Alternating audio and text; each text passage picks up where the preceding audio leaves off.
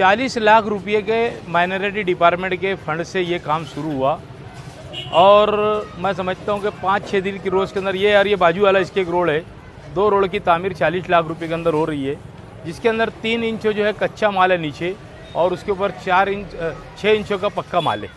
ऐसे 9 इंचों का ये रोड बन रहा है। और इसके बाजू में जो रोड का तामीरी काम जो अशरफी गार्डन के पास शुरू होने वाला है वो 12 इंचों का रोड है।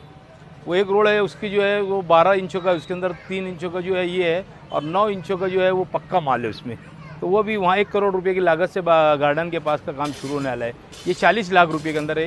ये तमाम जो निधि है 17 करोड़ रुपया जो मैंने गुज़िश्ता साल लाया था अल्पसंख्यक डिपार्टमेंट से, माइनॉरिटी फंड है ये। और एक एक करके तमाम इलाके का काम चालू है। आपने देखा होगा मौलाना अयूब कासमी की गली में वो भी रोड का काम शुरू है। और सर्वे नंबर 152 म्हणजे एजाज सेठ हिंदुस्तान वाले की बिल्डिंग छोटी मालेगांव स्कूल के पास से तो बड़ी मालेगांव स्कूल बड़ी मार्केट तक के जो बड़े की मार्केट है वहाँ भी वो रोड की वो पूरी गलियों का भी काम है। बाग कासिम की 2 रोड है बनी अकील मस्जिद के सामने और सलाटर के ऊपर 2 रोड का काम डाले थे। 120B म्हणजे इसाक सेठ जरी वाले के पेट्रोल पंप के पीछे वहाँ भी 2 रोड का काम शुरू करवाया हूँ। और 131 पवारवाड़ी में एक रोड है। और इसी तरीके से यहाँ से आज़ाद नगर सरकारी दवाखाने से लेके तो गांधीनगर चौक तक के एक रोड की तामीर है। गनी होटल से लेके कारवा चौक और कारवा चौक से लेके सलाउद्दीन अयूबी चौक और कारवा चौक से लेके तो हिलाल चौक तक के और खलील सेठ की सैजिंग वाला जो आड़ा रोड है, ये तमाम जो है फंड्स मैंने साल भर पहले जद्दोजहद करके गवर्नमेंट से लाया था। और उसके साथ साथ मैं समझता हूँ कि गुरुवार वार्डों के लोगों के लिए एक बहुत बड़ी खुशखबरी की बात है कि हमारे जो यहाँ पर सरकारी संडास है उसको तोड़कर वहाँ पर पीछे की तरफ दो बेड की जो है ना 2 सीट की संडास बनाई जाएंगी और बाकी इसके ऊपर जगह के ऊपर 20 बेड का डिलीवरी का हॉस्पिटल बनाने जा रहा हूँ। मैं समझता हूँ कि शायद सबसे बड़ा कारनामा मेरे कारपोरेशनशिप के अंदर सबसे बड़ा काम ये होने जा रहा है। और उसके साथ साथ वो 43,96,000 रुपये के फंड से जो है मौलाना अब्दुल अहद अज़हरी के नाम से मैंने पीछे कहा था कि एक लाइब्रेरी का क़याम करूँगा, वो टेंडर के अंदर वो भी एक काम है क्योंकि वो BOT के अंदर उसको बांधकाम किया जा रहा है वो हॉस्पिटल को। तो 43,96,000 रुपये के फंड से इमाम सेंडो का जो वाल कंपाउंड अखाड़ा जिसे कहा जाता है वाल कंपाउंड के अंदर एक अच्छी खूबसूरत स्टडी सेंटर लाइब्रेरी का क़याम करूँगा कि जहाँ पर IPS और IAS बच्चे निकले। ये मैं समझता हूँ कि मैं आज बोलना चाहता हूँ कि ये अब शायद मेरा आखिरी इलेक्शन रहे। अब 54 की उम्र में लग चुका, ये लगा के 5 साल इन लोगों ने चुन कर दिया था, 5 साल और खिदमत करूँगा। ये आखिरी इलेक्शन होगा मेरा। इसके बाद मैं आज ऐलान करता हूँ कि मैं आगे इलेक्शन नहीं लड़ूंगा।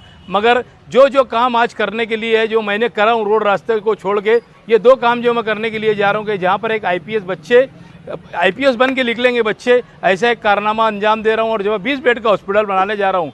माँ बहनों के लिए डिलीवरी के लिए इतनी तकलीफ होती कि यहाँ पर खुद की मेरी कमान रहेंगी। ये लोग जरा सी चेक करते और उसके बाद बोलते सुईल जाओ, इधर जाओ, धुलिया लेके जाओ।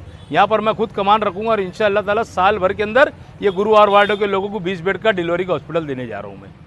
अभी अनकरीब ही कॉरपोरेशन का इलेक्शन है, तो उसको लेकर क्या तैयारियाँ हैं? तैयारियाँ तो शुरू हो चुकी है। तैयारियाँ वार्ड में तैयारी करने की ज़रूरत नहीं है। असम्बली का जो इलेक्शन था वो एक अलग नौइयत का इलेक्शन था और यहाँ पर मेरा जो कारपोरेशन का इलेक्शन है, यहाँ पर किसी की अगर सोच समझ होगी कि एजाज पे को हम गिरा देंगे तो उसने खुद आके मेरे वार्ड में मेरे सामने लड़ लेना। यहाँ के ये कोई मसला नहीं है वार्ड के अंदर। राज शहर के अंदर के शहरी लेवल के ऊपर जो काम करना है, जो काम जहाँ पर तैयारी करना है, तो आज कांग्रेस पार्टी का अध्यक्ष होने के नाते मालेगांव शहर के अंदर कितनी सीट खड़े करने का क्या नहीं करना है, आगे सबको हर्षवर्धन सपकाळ जी से बातचीत करके जो हमारे महाराष्ट्र के अध्यक्ष हैं उनसे बात की जाएंगी और बातचीत करने के बाद यहाँ पर पूरी सीटों के लिए तैयारियाँ की जाएंगी। एक जानकारी हमें मिली है कि ये जो कॉरपोरेशन का इलेक्शन है इसमें गिराने वाली सीटें ज़्यादा होगा, गिराने का ज़्यादा सोचने वाले, उसमें से आपका भी नाम। देखो, अल्लाह की तरफ से रहती हर मर्जी, अल्लाह की तरफ से। जो गिराने का सोच रहे वो खुद गिर गए, है ना।